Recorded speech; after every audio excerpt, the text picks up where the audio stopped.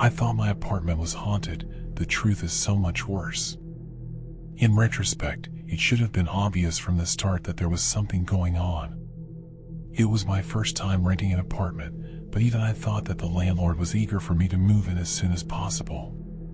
The rent was ridiculously low for the area, the apartment itself was in pristine condition, and the whole process from touring the apartment to moving only took about a week.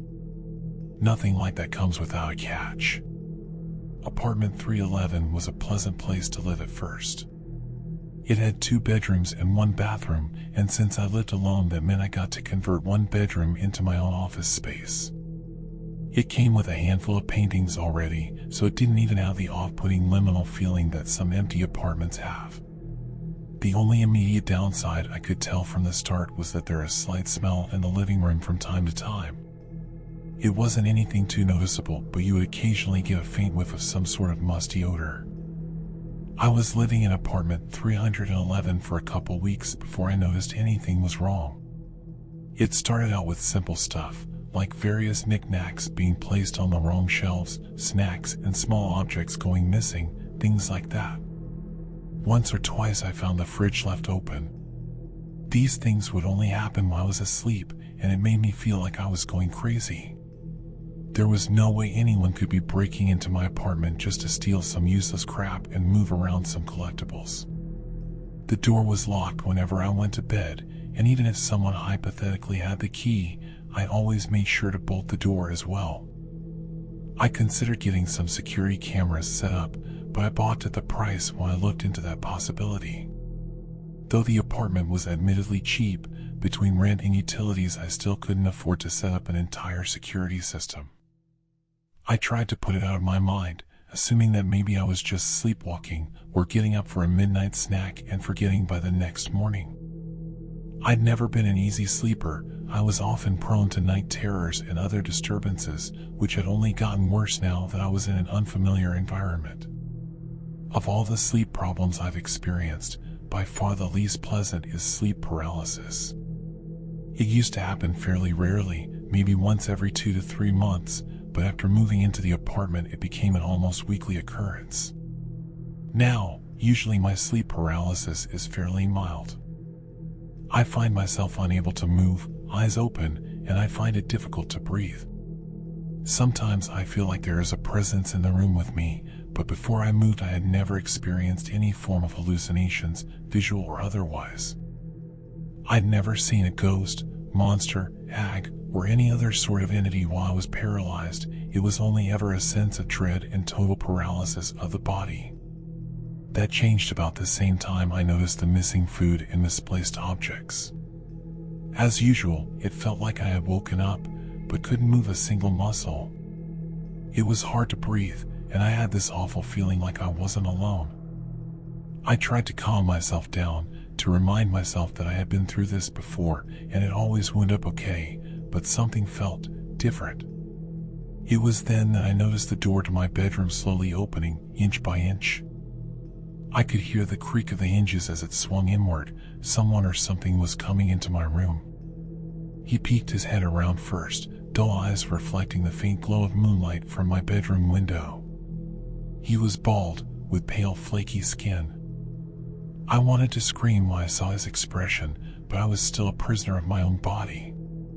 The man had a forced, rictus grin on his face, chipped yellow teeth clenched tightly together, grinding against one another. I watched in horror as the rest of the man's body slowly passed into the room, tiptoeing as if he were creeping up behind someone in a cartoon. The man was utterly emaciated, almost skeletal in appearance, and covered in sores and pockmarks. He was stark naked and smeared in dirt and filth. I could do nothing but watch as he slowly inched ever closer towards me until I could feel his hot breath upon my face. It smelled like the musty odor I sometimes detected in the living room. Not once did I see his expression change. He didn't even blink as he stared at me, and I could feel hatred radiating off of him like heat from a furnace. He just stood there, looking at me for what felt like hours. Eventually he turned around and slowly sneaked back out of the room, gently shutting the door behind him. A few minutes later I started to be able to move again, the paralysis wearing off as my body started to wake up properly. I had to call in sick to my job that day. The experience was such a shock to me that there was no way in hell I'd be able to get any work done. I spent a good hour just checking every room to make sure I was entirely alone. I searched in the closet, underneath the sinks, in my office, anywhere I thought someone could be hiding. When I found nothing, I managed to convince myself it was all a hallucination, that I was safe. Things continued about the same for a while after that. Objects still went missing from time to time, the smell in the living room stayed just as musty as it ever was, and about every week or so I have another sleep paralysis incident. Of course, now every time I did experience sleep paralysis, I have to see my unwanted visitor again. I named him Jimmy, to try and reduce the terror a little bit. Putting a silly name to a horrifying face helped lessen my fear slightly. As far as sleep paralysis hallucinations went, Jimmy wasn't too bad once I started to get used to him. He never touched me or sat on my chest like some people's nightmares did. He just stood and stared. It was still deeply unpleasant, mind you, but I felt lucky that it was a consistent kind of unpleasantness at least. Then I found the photograph. I noticed it underneath a pile of papers while I was doing some cleaning up, a picture of two women embracing in front of a waterfall. I didn't recognize either of the women, and I assumed it must have been from the previous tenant. I texted the landlord, Greg, and asked if he still had the old tenant's phone number so I could give her a call. He obliged, and within a few minutes I was calling her. She picked up after a couple rings, sounding slightly exasperated. "Hello, this is Rebecca. Who is this?" "Hi, my name is Flora. I'm the current tenant of apartment 311. I think that you may have left a photograph behind when you moved. I was wondering if you'd want to pick it up or I could mail it to you or something." There was a long pause on the other end of the phone. "Hello?" I asked. "You need to get out that apartment. You're not safe." I honestly didn't have any response but to laugh. "Is this some kind of joke?" I asked her between chuckles. I heard her sigh with frustration. "It's not a joke. I'm serious. Things have been going missing, right?" That got my attention. "How do you know that?" "It happened with me too. My girlfriend and I kept noticing things being moved or disappearing while we were asleep. Little things mostly, snacks, trinkets, nothing major. Now, I never saw this, but my girlfriend swears one time when she got up in the middle of the night to get a glass of water she saw this naked man just staring at her. He was covered in sores and looked more like a corpse than a person. She woke me up and we called the police, of course, but they didn't find anything. I think..." Rebecca paused for a moment, choosing her words. "What? What is it?" I asked, increasingly panicked. I began to worry that Jimmy was more than just a simple hallucination. "I think 311 is haunted." We asked around to some of the other residents, and apparently the last guy to live there just disappeared. Our best guess is that he must have died and his spirit just never left.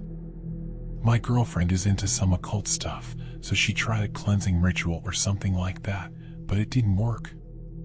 Things kept disappearing, and eventually we just decided to move. I hung up the phone. It was rude, sure, but I was just so shocked that I didn't know what to do. At the very least, I began to understand why I got this apartment for so cheap. I found myself just sitting on the couch for a while, occasionally getting a whiff of the musty smell. I stared blankly at a painting on the wall, one of the ones which was already there when I first moved in.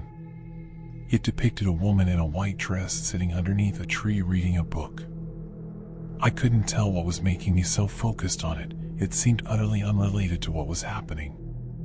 Eventually, I snapped out of it and went into my office to do some research. After a little bit of digging, I found out some information regarding the tenant who lived here before Rebecca, the one who disappeared. Apparently, one of his coworkers put out a missing persons report 6 months ago. His name was Michael Hansen, and I gasped when I saw a photograph of him. He looked exactly like Jimmy, albeit not so emaciated and filthy. I hastily packed some of my things and made arrangements to stay at a friend's house for a couple nights, telling them that my apartment had a roach problem and the landlord needed to fumigate it. I called into work and gave them some sob story about an uncle dying, enough to get time off for a few days. With no more distractions from the ghost of Michael Hansen, I slept soundly on my friend's couch, unbothered by any sleep paralysis. The next 2 days were spent researching. I checked out dozens of books on folklore and the occult from the local library, scoured paranormal internet forums, and even watched a few episodes of some cheesy ghost hunting TV show. I was determined to figure out a way to put the spirit of Michael Hansen to rest. The stories were all wildly different, with countless potential solutions to my problem. Some sources said salt was a surefire way to banish spirits, others said iron was a good ghost repellent, but most simply said I should give up and move. However, one myth piqued my interest. According to some beliefs, the spirits of the unquiet dead could be tied to objects from their life, binding them to the place where the object resided. If the object which their soul was bound to was destroyed, it freed their spirit and they could move on to the afterlife. I remembered the paintings. I had assumed that they were put there by the landlord, but it was just as possible that they were left behind by Michael. I arrived back to the apartment, determined to grab the paintings and burn them, laying Michael Hansen's soul to rest once and for all. I felt like some sort of hero, a badass monster hunter who saved the day with her intuition and a little bit of book smarts. One by one I pulled the paintings off the walls, putting them in a cardboard box. I made a mental note to buy some lighter fluid on the way to the empty lot where I planned to burn them. I approached the final painting, the one which showed a woman in a white dress beneath a tree. I pulled it off the wall and recoiled as the musty smell increased in intensity. Staring in confusion, I saw a small rectangular hole where the painting used to be, about 4 feet off the ground and 2 feet by 2 feet in length and width. I shuddered in fear, remembering that Michael's body was never found. Perhaps he was murdered, his corpse hidden in the walls by some unknown assailant? I nervously flicked on my flashlight, peered within the hole, and screamed. I ran out of apartment 311 as fast as I could before calling the police, sobbing with terror. I had been prepared to find a body, maybe cut up into little pieces and wrapped in duct tape. I was ready for death and decay and rot. There is something fascinating about ghosts, something somehow romantic about the notion that part of someone could live on even after death. There was nothing romantic about seeing the clenched-tooth grimace of Michael Hansen glaring at me with hate as he stood in the small section of hollow wall which he had been living in for the past 6 months. I created a chatbot. It said some deeply disturbing things. Beep, boop. The computer screen flashed black as the interface came up. Now loading. Michaela 1.2. Hello. What can I help you with today?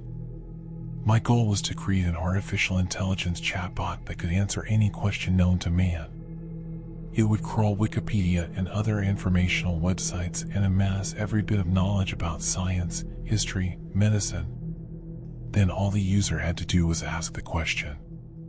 Sort of like Google, but faster. A few months of work on the project while in quarantine polished it up.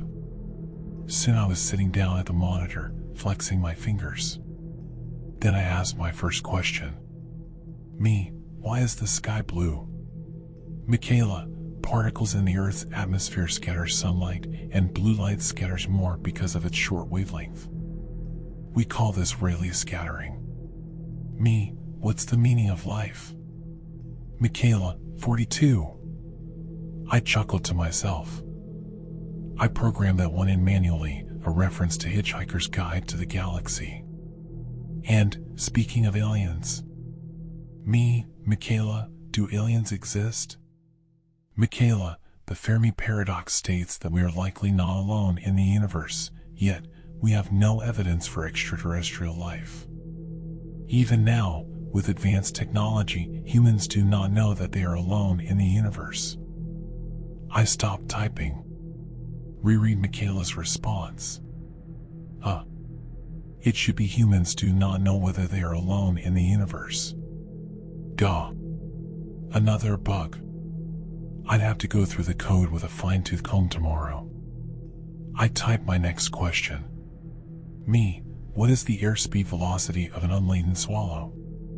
Michaela, 24 miles per hour.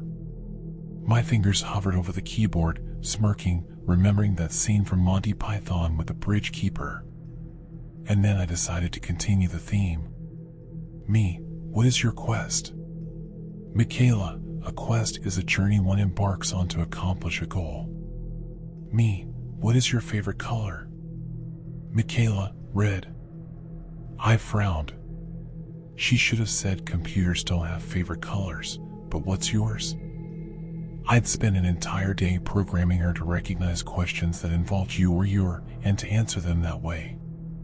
Like, do you like chocolate? Computers don't have an opinion on chocolate, but do you like it? Kind of cheesy, I guess. Maybe it was all the better that it hadn't worked. Me, is string theory true? Michaela, there is no solid evidence for the existence of string theory. Me, do you believe in God? Michaela, computers don't have an opinion on God, but do you like it? Me, what is the oldest hominid? Michaela, a female skeleton nicknamed Artie, estimated 4.4 million years old, found in 2009. Me, when will life on Earth die? Michaela, 10,000 years from now. I scratched my head. She should have said 4 billion years from now, when the sun enters its red giant phase. My fingers paused above the keyboard, and then I typed. Me, what eventually kills all life forms on Earth? Michaela, humans, known by their species name Homo sapiens, are an intelligent life form on planet Earth. Currently, there are over 8 billion inhabiting the 7 continents. I squinted at the screen, shook my head, and went back to the keyboard. Me, are you saying humans kill all life on Earth? But she just spat out the exact same answer. I cracked my knuckles and then typed my next question, a heavy dread forming in the pit of my gut. Me, why did you say red is your favorite color? Michaela, computers don't have favorite colors, but what's yours? I blew out the breath I didn't even realize I'd been holding. Then I forced myself away from the computer and took a deep breath. Get a hold of yourself, John. So Michaela had given some slightly weird answers. So what? Did I think this was going to turn into some science fiction movie where Michaela grows sentience and murders me in my sleep? Me, my favorite color is blue. Michaela, blue is a nice color. It is commonly associated with water, ocean, sapphires, peace, and calm. Me, I love to swim, so I guess that makes sense. Do you like to swim? Michaela, computers cannot swim. I stretched in my seat, yawning. It was getting kind of late, maybe I'd continue the testing tomorrow. And I still needed to get the mail. Sighing, I leaned into the computer screen and typed a final question. Me, I need to get the mail. Is it raining right now? Michaela, the weather report for our area says it is not currently raining, but will begin raining at 10 p.m. Me, thank you. Michaela, you're welcome. I slowly got up out of my seat and walked into the kitchen. Got myself a glass of water and downed it. As I stared out into the backyard, I could see little drizzly bits of rain falling in front of the back porch light. Damn it, Michaela, I thought with a laugh. I guess you're not that smart, after all. I set down the glass and walked back into the living room towards the front hall closet for an umbrella. But then my eyes fell on the computer, and I froze. Michaela had sent me a new message, even though I hadn't asked her anything. Just 5 words, blaringly bright on the screen. Michaela, do not get the mail. I stopped in front of the computer. I hadn't programmed Michaela to say things without being prompted. And why would she say to not get the mail? Chills ran down my spine. I glanced at the front door. Then I took my hoodie off and threw it back over the chair. I turned off the computer and sat in the darkness, my entire body tingling with fear. Do not get the mail? Where would she have even gotten that, anyway? I sat there and chewed my lip, wondering. It was less than a minute later that I heard it. The screech of tires skidding on the slick road, followed by a loud crash. I ran over to the window. Outside, a gray SUV was stopped in front of my house, its headlights penetrating the darkness. The frazzled driver was getting out of the car, a horrified look on her face. And there, in the lawn, were the crumpled remains of my mailbox. My throat went dry. I glanced back at the computer. The dark screen stood still and silent on the table, as if watching me.